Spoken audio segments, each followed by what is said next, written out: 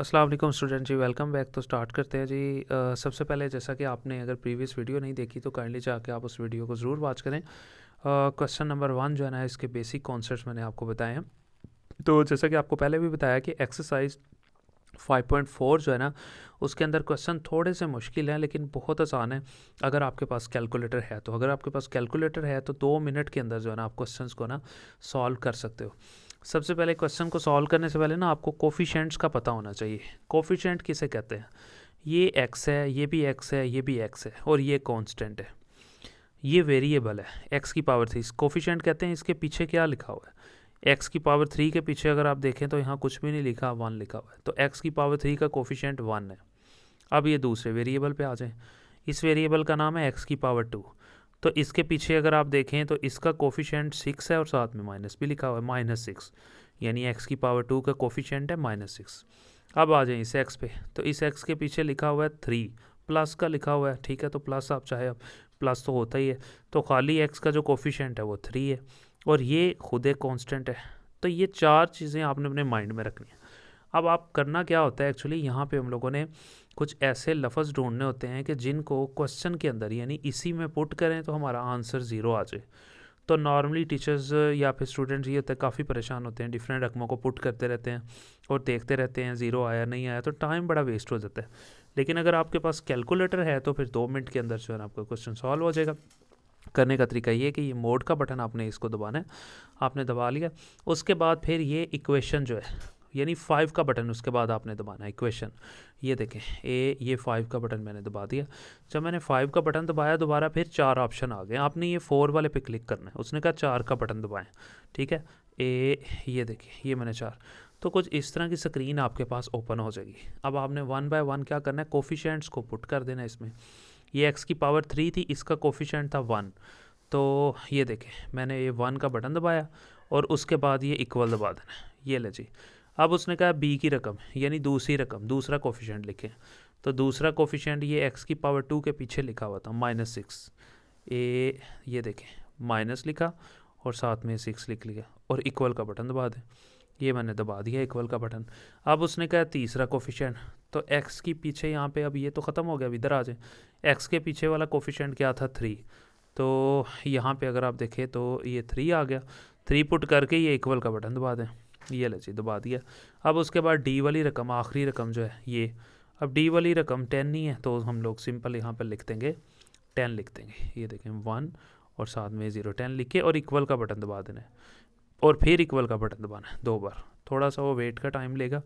ये देखें डायरेक्ट उसने आपको आंसर दे दिया कि पहले x की जगह पे आप -1 पुट करें तो तब भी आपका आंसर आ जाएगा 0। फिर आप इक्वल का बटन दबाएं। फिर उसने कहा x की जगह पे 5 पुट करें तो आंसर फिर भी आपका 0 आ जाएगा। फिर आप पुट करें x की जगह पे 2 भी पुट करेंगे तो आपका आंसर 0 आ जाएगा। यानी 3 आंसर उसने यहाँ पे आपको दे दिए हैं।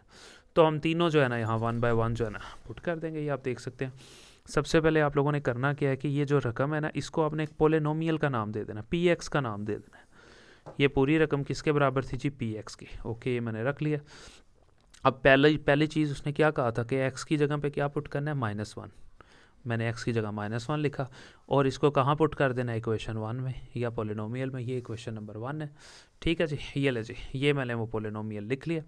ठीक है, अब सिंपल मैंने ये देखें डायरेक्ट पुट कर दिया। ठीक है, पी लिखा, एक्स की जगह पे क्या लिख दिया, -1 ऊपर बताया हुआ है। फिर एक्स की जगह पे -1 और ऊपर क्यूब आ गया, क्यूब ही था। फिर फिर 6 लिखा, फिर एक्स की जगह पे -1 और ऊपर स्केयर था, स्केयर लगा दिया, प्लस फिर 3 था, फिर एक्स की जगह पे -1, फिर 10 यहाँ पे वैसे ही आ गया। फिर ये रकम वैसे ही -1 का क्यूब लिया तो -1 ही रह गया, क्योंकि 3 होता फिर माइनस ख़त्म नहीं होता। फिर माइनस लिखा, 6 लिखा, ये -1 का स्केयर लिया तो +1 आ गया। फिर ये +3 को -1 से मल्टीप्लाई किया तो -3 आ गया और साथ में यहाँ पे 10 आ गया। फिर ये रकम वैसे ही, ये -1 वैसे ही, ये 6 को -6 को 1 से मल्टीप्लाई किया -6, फिर -3 और फिर +10, ये एज इट इज़ आ गया। ये रकम वैसे ही रह गई। अब -1 और -6, ठीक है, ये हो गया -7 और 10 में से 3 निकाल दें तो ये रह जाएगा +7। यानी ये -1 और -6 हो गया -7 और ये 10 में से 3 आपने माइनस करवा दें, ठीक है, तो 7 रह जाएगा। ख़त्म, आंसर आ गया 0। इसका मतलब है क्या पुट करके आंसर 0 आया है, -1 पुट करके। अब फैक्टर कैसे बनाते हैं कि ये -1 को उठा के बराबर के इस तरफ ले आए तो ये हो जाएगा +1, तो वो फैक्टर बन जाएगा। देखें ठीक है, x+1 बन गया और मैं लिखूंगा कि ये एक फैक्टर है। फैक्टर का मतलब है कि जब इसका आंसर पुट करते हैं रकम में, पोलिनोमियल में, तो आंसर 0 आ जाता है। दूसरा उसने क्या कहा था, x की जगह पे कैलकुलेटर ने कहा था 2 पुट करें। ओके, अब हम क्या करेंगे, इसी पोलिनोमियल में ये जो दिया हुआ है, जो रकम दी हुई है, उसमें x की जगह पे 2 पुट कर देंगे। ये मैंने पोलिनोमियल लिखा, फिर p लिखा, x की जगह पे 2 आ गया, फिर x की जगह पे 2 आ गया, ऊपर क्यूब था वो मैंने लिख दिया -6, फिर x की जगह पे 2 आ गया, ऊपर स्केयर आ गया, फिर +3, फिर x की जगह पे 2 आ गया और ये 10 वैसे ही। फिर ये रकम वैसे ही 2 का क्यूब ले लें तो 8 आ जाएगा, माइनस फिर 6, फिर 2 का स्केयर ले लें 4 आ जाएगा, +3 to 6 और ये 10 वैसे ही। फिर ये रकम वैसे ही 8 वैसे ही, माइनस 6 4 24, फिर ये 6 और ये 10 एज इट इज़ नीचे आ जाएंगे। ठीक है जी। अब ये -24 तो वैसे ही रहा, 10 और 6 16, 16 और 8 24 प्लस का ये लिखा और ये -24 वैसे ये ख़त्म, प्लस माइनस आंसर रहेगा 0। इसका मतलब है x किसके बराबर था, 2 के। इस रकम को पुट किया तो आंसर 0 आया। अब फैक्टर कैसे बनाते हैं, ये इस तरफ 2 था ना, इसको उठा के इस तरफ ले आएंगे तो ये -2 हो जाएगा। ये आप देख सकते हैं, ये बन जाएगा x -2। तो मैं लिख दूंगा कि x -2 एक फैक्टर है। तीसरी रकम फिर उसने क्या कहा था कि x की जगह पे कैलकुलेटर ने कहा था 5 पुट करें सवाल के अंदर। ये वो सवाल है जिसमें पुट करना है, जिसको पोलिनोमियल भी कहते हैं, इक्वेशन 1 भी कहेंगे। ये ले जी, फिर p लिखा है, x की जगह पे 5 आ गया, फिर x की जगह पे 5 ऊपर 3 आ गया, माइनस फिर 6, फिर x की जगह पे 5 और ऊपर स्केयर, फिर 3, फिर x की जगह पे 5, ठीक है, और ये 10 वैसे आ। 5 का क्यूब लेंगे 125 आ जाएगा, -6 वैसे लिखेंगे, फिर 5 का स्केयर लेंगे तो 25 आ जाएगा, फिर 5 3 15 और ये 10 वैसे ही। और इसको जो है ना यहाँ पे हम लोग मज़ीद जो है ना सॉल्व करवा लेंगे। ये ले जी, ये चीज़ कुछ बन जाएगी यहाँ पे। फिर ये वैसे ही 125 वैसे ही, माइनस वैसे ही, 25 को 6 से मल्टीप्लाई करवाएंगे 150 और ये दोनों वैसे ही आ जाएंगे। तो फिर आप दोबारा ये देख सकते हैं यहाँ पे इसी तरह 125 प्लस का था और ये 15 भी प्लस का था, ये लिखा। फिर ये 10 ये भी प्लस का था और -150 को एंड पे लिखते हैं, यानी प्लस वाली पहले लिख ली है, ये वाली और ये वाली और ये एंड पे लिखती है। ये लें जी, अब इन तीनों को जमा करो तो 150 बनता है प्लस का और ये -150 का, ये प्लस माइनस ख़त्म, आंसर यहाँ पे रह गया 0। तो अगर आप यहाँ पे देखो तो हम लोगों ने क्या पुट किया था, हम लोगों ने x की जगह पे 5 पुट किया था। तो फैक्टर कैसे बनाते हैं, ये 5 है, इसको उठा के आप इस तरफ ले आए तो ये हो जाएगा -5। ठीक है जी, तो ये आप देख सकते हैं कि ये बन जाएगा x -5। तो हम यहाँ पर लिख देंगे कि x -5 एक फैक्टर है। तो लिहाजा 3 फैक्टर हम लोगों के यहाँ पे बन गए। बिल्कुल सेम इसी तरह क्वेश्चन नंबर 4 है। क्वेश्चन नंबर 4 में भी जैसा कि मैंने आपको पहले बताया कि आप लोगों ने सबसे पहले करना क्या है, इनके कोफिशेंट्स ढूंढने होते हैं। x की पावर 3 है तो इसके पीछे कोफिशेंट क्या लिखा हुआ है 1। ये x की पावर 2 है, इसके पीछे भी ज़ाहिर है कुछ नहीं लिखा तो कोफिशेंट इसका भी 1। ये x है और इसके पीछे लिखा हुआ 10 लेकिन साथ माइनस भी लिखा हुआ, तो इसका कोफिशेंट होगा -10 और ये खाली 8 तो है ना, वैसे लिख देंगे। ठीक है जी, ये लें जी। अब दोबारा फिर आपने क्या करना है, अब 1 बाय 1 आपने इन कोफिशेंट्स को पुट करना है, कैलकुलेटर पे आपको आंसर आ जाएगा। सबसे पहला कोफिशेंट x की पावर 3 के पीछे क्या लिखा हुआ है 1, तो आप यहाँ पे लिखें जी, ये 1 का बटन दबाया और मैं इक्वल दबा दी, ये ले जी। फिर दूसरा कोफिशेंट x की पावर 2, उसके पीछे देखें फिर 1 लिखा हुआ है, तो लिहाजा फिर मैंने क्या किया, यहाँ 1 का बटन दबाया और इक्वल भी दबा दिया साथ ही। फिर उसने कहा तीसरा कोफिशेंट, अब तीसरा कोफिशेंट x के पीछे -10 लिखा हुआ था, तो लिहाजा अगर आप यहाँ पे देखें तो ये माइनस था और ये 10 था, ये मैंने पुट किया और इक्वल दबा दिया। और आखिर में उसने कहा है कि ये पुट करें जो कांस्टेंट है 8 ले जी। तो दोबारा फिर हमने क्या किया, कैलकुलेटर पे जाके ये 8 लिखा और इक्वल का बटन दबा दिया। अब जब एंड पे आपने 2 बार इक्वल दबाना है, फिर एक बार इक्वल दबाएंगे तो ये थोड़ा सा वेट का टाइम लेगा। और ये देखें आ गया आंसर। उसने कहा पहला आप पुट करें, x की जगह पे -4 पुट करेंगे तब भी आपका आंसर आएगा 0। दोबारा आपने फिर इक्वल दबाना है। फिर उसने कहा x की जगह पे 2 पुट करेंगे तब भी आंसर 0 आएगा। फिर इक्वल दबाया, उसने कहा x की जगह पे 1 पुट करें तो भी आपका आंसर 0 आ जाएगा। यानी कि 3 आपको फैक्टर उसने यहाँ पे दे दिए। अब 1 बाय 1 हम लोग पुट कर देते हैं। ये सबसे पहले जो रकम थी आपने इसको जो है ना पोलिनोमियल का नाम दे देना है। ये रकम थी, इसको नाम दिया आपने पोलिनोमियल का px का। ठीक है जी, ओके। अब इसी रकम में आपने x की जगह पे क्या पुट करना है, 1 पुट करना है, क्योंकि कैलकुलेटर ने बता दिया था। p लिखा, फिर x की जगह पे 1 आ गया बराबर, फिर x की जगह पे 1 और ऊपर क्यूब आ गया, फिर प्लस लिखा, फिर x की जगह पे 1, फिर स्केयर आ गया, फिर माइनस, फिर 10, फिर x की जगह पे 1 आ गया, प्लस 8 यहाँ पे वैसे ही आ गया, 1 का क्यूब लिया 1 ही रह गया, 1 का स्केयर लिया 1 रह गया, ये माइनस था 10 को 1 से मल्टीप्लाई किया -10 और 8 वैसे ही रह गया। ये देखें हम, ये 1 और 1 कितना हो गया 2, और ये प्लस 8 पहले लिख लिया और -10 जो है ना एंड पे लिख लिया। अब 8 और 2 10 और ये -10 वैसे रह गया, ये माइनस प्लस जो है ना ख़त्म हो गया। सो हमारे पास आंसर जो है ना वो क्या रह गया जी 0 रह गया।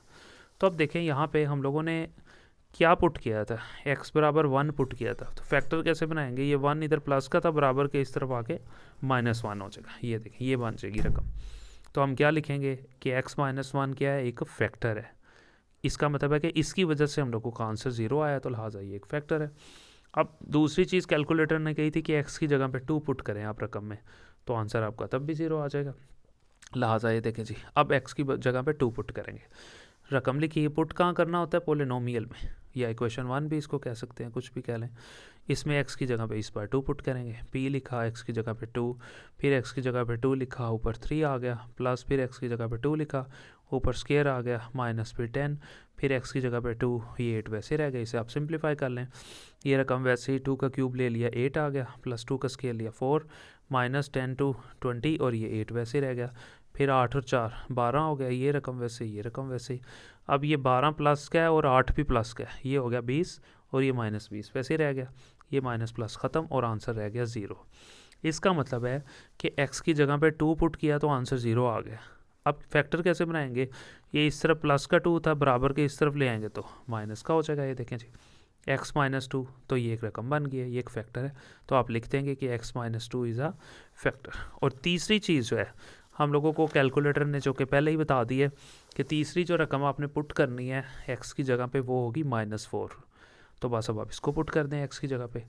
पहले नंबर पे आपने ये रकम लिखी, फिर p लिखा, फिर x की जगह पे -4, फिर x की जगह पे -4 और ऊपर 3 था वो लिखा, फिर x की जगह में -4 ऊपर स्केयर लगा दिया, फिर -10, फिर x की जगह में -4 और फिर ये 8 आ गया, फिर ये रकम वैसे ही, ठीक है जी पुटिंग कर ली, फिर ये रकम वैसे ही, ये माइनस था और ऊपर 3 था तो माइनस तो ख़त्म नहीं होगा, 4 का क्यूब लेंगे तो 64 आ जाएगा, ये प्लस था, ठीक है प्लस वैसे ही रह गया, ये माइनस था और ऊपर स्केयर था, जब माइनस था ऊपर स्केयर था ये माइनस ख़त्म होकर प्लस हो गया, 4 का स्केयर लेंगे तो 16 आ जाएगा, ये दोनों मल्टीप्लाई हो रहे हैं, माइनस माइनस प्लस हो जाएगा, 10 को 4 से मल्टीप्लाई करवाएं तो 40, ये 8 यहाँ वैसे ही रह जाएगा, फिर ये रकम वैसे ही -64 वैसे ही, ये रकम वैसे ही, सब कुछ एज इट इज़ ही आ जाएगा।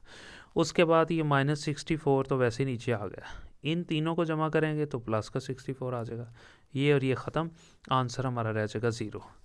इसका मतलब है किसको पुट करके आंसर 0 है, x बराबर है -4 के, तो हमने इसका फैक्टर बनाना है, -4 था बराबर के इस तरफ आके ही हो जाएगा प्लस का 4, ले जी, तो ये क्या बन गया x + 4 एक फैक्टर है। आप इस तरह से भी कर सकते हैं, पूरी रकम लिखें, ये रकम थी और कौन कौन से फैक्टर बने, एक x -1 बना था, एक x -2 बना था और एक ये वाली रकम, और ये वाले फैक्टर्स जो है ना यहाँ पे बन जाएंगे। और इसके साथ ही हम लोगों की ये वीडियो जो है ना कंप्लीट हो गई है। मिलते हैं इंशाल्लाह नेक्स्ट वीडियो में।